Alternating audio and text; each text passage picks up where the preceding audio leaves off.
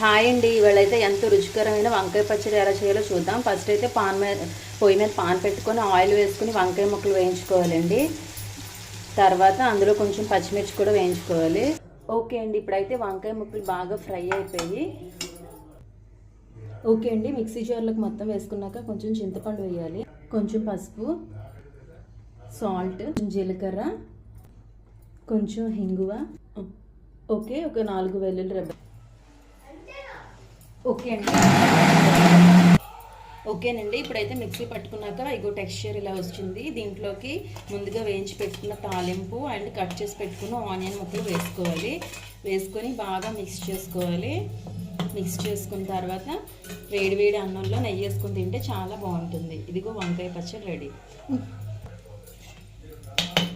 Okay, thank you అండి. మా channel like చేసి, షేర్ చేసి, సబ్స్క్రైబ్ చేయండి.